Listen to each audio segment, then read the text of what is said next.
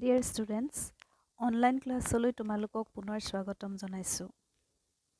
আগৰ পাঠত আমি A Letter to God এই ষ্টৰিটোৰ ছেকেণ্ড পাৰ্টৰ ফাৰ্ষ্ট হাফটো আলোচনা কৰিছিলোঁ। আজি আমি তাৰ পাছৰ অংশ আলোচনা কৰিম। আগৰ পাঠত আমি কি পাইছিলোঁ যে Lancho wrote a letter to God asking 100 pesos in order to show his field again. লেন্সই ভগৱানলৈ এখন চিঠি লিখিলে 100 পেছো বিচাৰি যাতে তেওঁ পথাৰত পুনৰ গুটি সিঁচিব পাৰে। ইয়াৰ পাছত কি হ'ল তাক জানিবলৈ আমি তাৰ পাছৰ অংশ পঢ়ো আহা। প্ৰথমে মই ৰিডিং কৰি দিছোঁ, তোমালোকে চাই যোৱা।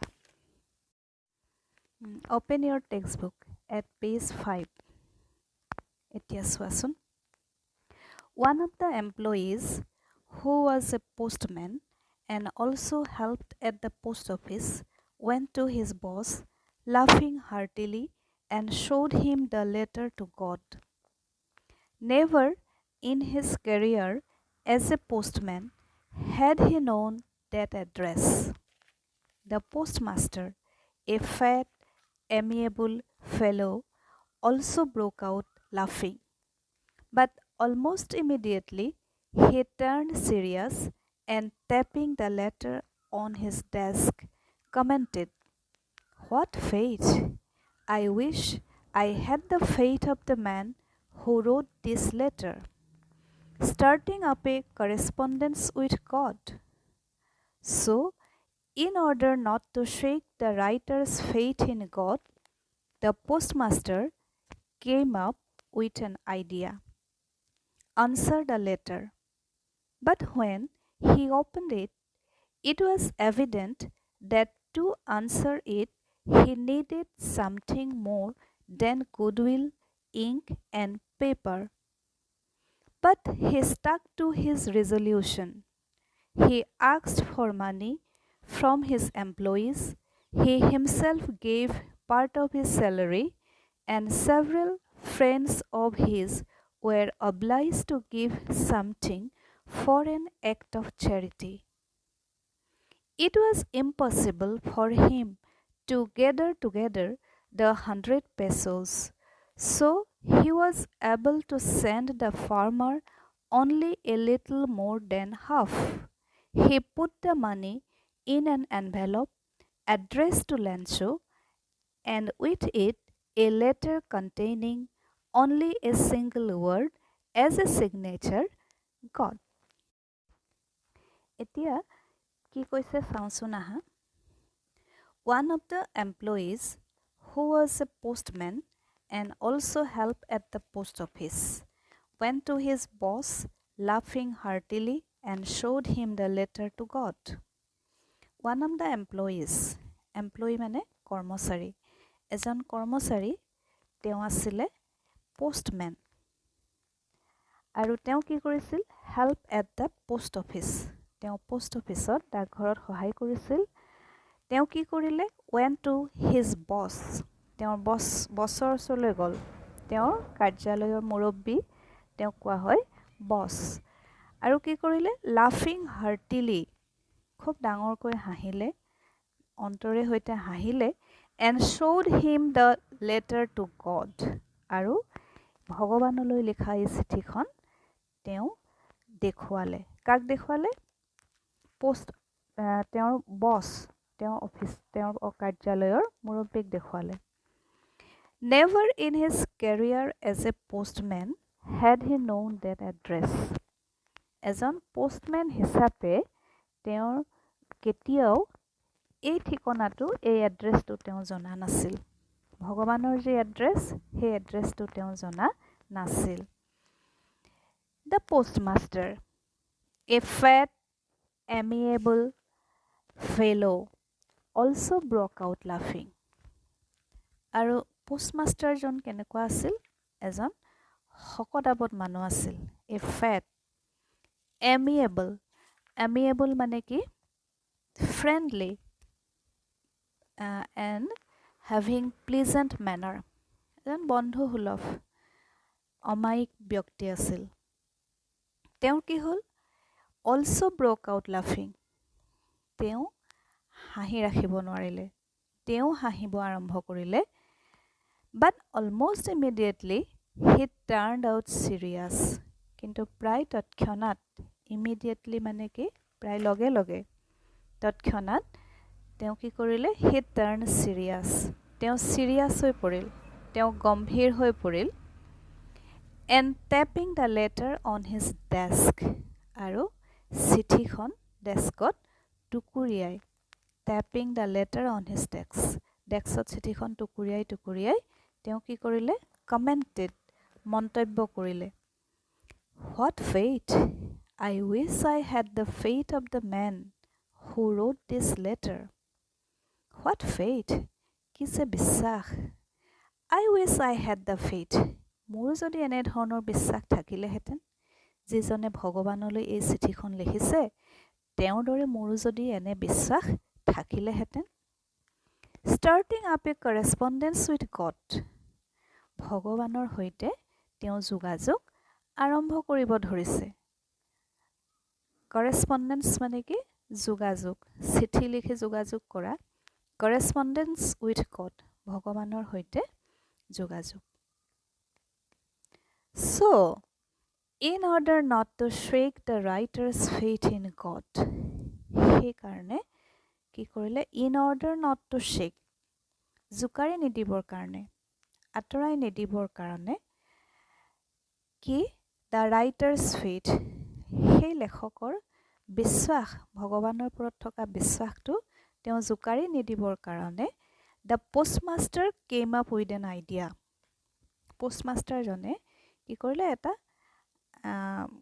কথা চিন্তা কৰিলে তেওঁৰ মনলৈ এটা চিন্তা আহিল answer the letter তেওঁৰ আইডিয়াটো কি আছিলে answer the letter চিঠিখনৰ উত্তৰ দিয়াটোৰ কথা তেওঁ চিন্তা কৰিলে কিয় চিন্তা কৰিলে in order not to shake the writer's faith in God লেখকৰ ভগৱানৰ ওপৰত থকা বিশ্বাসটো ভাঙি নিদিবৰ কাৰণে বা জুকাৰি নিদিবৰ কাৰণে তেওঁ কি কৰিলে সেই চিঠিখনৰ উত্তৰ দিয়াটোৰ কথা মনলৈ আহিল but when he opened it কিন্তু তেওঁ যেতিয়া এই চিঠিখন খুলিলে it was evident এইটো পৰিষ্কাৰ হৈ পৰিল evident মানে কি clear obvious যে এইটো দেখা গ'ল এইটো স্পষ্টকৈ দেখা গ'ল যে to answer it he needed something more than goodwill ink and paper যে ইয়াক উত্তৰ দিবৰ কাৰণে তেওঁৰ আৰু প্ৰয়োজন হ'ল কি প্ৰয়োজন হ'ল more than goodwill তেওঁৰ শুভেচ্ছা চিয়াহী বা কাগজৰ উপৰিও আন এটা বস্তুৰ প্ৰয়োজন হ'ল but he stuck to his resolution কিন্তু তেওঁৰ সিদ্ধান্তত অটল হৈ থাকিল তেওঁ যিটো কৰিম বুলি ভাবিলে সেইটো তেওঁ কৰিব বিচাৰিলে stuck to his resolution মানে সিদ্ধান্তত অটল হৈ থকা stuck to his resolution মানে তেওঁৰ ডিসিশন তেওঁৰ সিদ্ধান্তত অটল হৈ থাকিল he asked for money from his employees তেওঁৰ কৰ্মচাৰীসকলক কিছু পইচা বিচাৰিলে he asked for money from his employees তেওঁৰ কৰ্মচাৰীসকলৰ পৰা পইচা ল'লে he himself gave part of his salary আৰু তেওঁ নিজেও তেওঁ দৰমহাৰ কিছু অংশ দিলে and several friends আৰু কেইবাজনো বন্ধু several মানে কি দুজনতকৈ বেছি কিন্তু বহুত বেছি নহয় তেনেকুৱাত আমি several wordটো ইউজ কৰিব পাৰোঁ several friends কেইবাজনো বন্ধুৱেও কি কৰিলে of his were obliged to give something for an act of charity তেওঁলোক দায়বদ্ধ হ'ল obliged দায়বদ্ধ হোৱা নৈতিকভাৱে দায়বদ্ধ হ'ল কিহৰ কাৰণে এনে এটা কল্যাণমূলক কামৰ কাৰণে act of charity মানে কল্যাণমূলক কাম কাৰোবাৰ মংগলৰ কাৰণে কৰা কাম ভালৰ কাৰণে কৰা কাম তাক কোৱা হয় act of charity it was impossible for him to gather together the 100 pesos. এইটো অসম্ভৱ আছিল, impossible, অসম্ভৱ। তেওঁৰ কাৰণে অসম্ভৱ আছিল to gather together the 100 pesos. 100 পেছো একেলগে গোটোৱাটো অসম্ভৱ আছিল। gather together মানে collect together, একেলগে সংগ্ৰহ কৰা। লেন্সই কিমান বিচাৰিছিল ভগৱানক? 100 pesos. Lenso asked for 100 pesos. কিন্তু for the postmaster, it was impossible to gather this amount of money. কিন্তু postmaster জনৰ কাৰণে এই পৰিমাণৰ টকা সংগ্ৰহ কৰাটো সম্ভৱ নাছিল। So he was able to send the farmer only a little more than half. আৰু সেই কাৰণে খেতিয়কজনলৈ পোষ্টমাষ্টাৰজনে মাত্ৰ আধাতকৈ কিছু বেছি পৰিমাণহে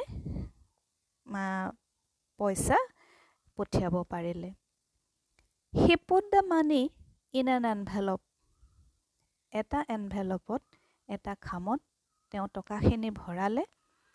Address to Lenso, আৰু লেন্সলৈ এড্ৰেছ কৰিলে, লেন্সৰ ঠিকনা লিখিলে। And with it a letter containing only a single word as a signature code. আৰু চিঠিখনৰ লগত তেওঁ এটা single word, এটা মাত্ৰ word লিখিলে, এটা শব্দ লিখিলে, সেইটো আছিল কি? ভগৱানৰ চহী। আৰু সেই চহীটো মাৰি তেওঁ খামত যিখিনি টকা তেওঁ গোট খুৱাইছিলে সেইখিনি ভৰাই দিলে। এতিয়া আমি এইখিনিলৈকে কি বুজিলোঁ? What did the postman do seeing Lenso's letter to God? পোষ্টমেনজনে লেন্সৰ চিঠিখন দেখি কি কৰিলে? The postman laughed heartily seeing the letter and showed it to the postmaster. পোষ্টমেনজনে হাঁহিলে, জোৰে জোৰে হাঁহিলে চিঠিখন দেখি, আৰু এই চিঠিখন পোষ্টমাষ্টাৰক দেখুৱালে। What kind of fellow was the postmaster? পোষ্টমাষ্টাৰজন কেনেকুৱা ব্যক্তি আছিল? The postmaster was a fat and amiable fellow. পোষ্টমাষ্টাৰজন আছিল এজন শকত-আবত আৰু অমায়িক ব্যক্তি। What did the postmaster do after reading Lenso's letter? পোষ্টমাষ্টাৰজনে কি কৰিলে লেন্সৰ চিঠিখন পঢ়াৰ পাছত? The postmaster did not want to break Lenso's deep faith in God. পোষ্টমাষ্টাৰজনে লেন্সৰ ভগৱানৰ ওপৰত থকা গভীৰ বিশ্বাস ভাঙি দিব বিচৰা নাছিল। So he wanted to reply Lenso's letter. সেইকাৰণে তেওঁ লেন্সৰ চিঠিখনৰ উত্তৰ দিব বিচাৰিলে। What did the postmaster do to answer Lenso's letter? পোষ্টমাষ্টাৰজনে কি কৰিলে লেন্সৰ চিঠিখনৰ উত্তৰ দিবলৈ লওঁতে? The postmaster needed some amount of money to answer Lenso's letter. পোষ্টমাষ্টাৰজনক কিছু পৰিমাণৰ পইচাৰ দৰকাৰ হ'ল লেন্সৰ চিঠিখনৰ উত্তৰ দিবলৈ যাওঁতে। So he himself gave a part of his salary. সেইকাৰণে তেওঁ নিজেই তেওঁৰ দৰমহাৰ কিছু অংশ দিলে। And he asked for money from his employees. তেওঁৰ কৰ্মচাৰীসকলৰ পৰাও কিছু পইচা বিচাৰিলে। And several friends gave something for an act of charity. আৰু কেইবাজনো বন্ধুৱেও এটা ভাল কামৰ কাৰণে, কল্যাণমূলক কামৰ কাৰণে কিছু অংশ তেওঁক দিলে। In this way, he collected some amount of money and put it in an envelope and signing on the envelope as God and sent it to Lenso. আৰু এই ধৰণে তেওঁ কিছু পৰিমাণৰ টকা সংগ্ৰহ কৰিলে আৰু এটা এনভেলপত ভৰালে আৰু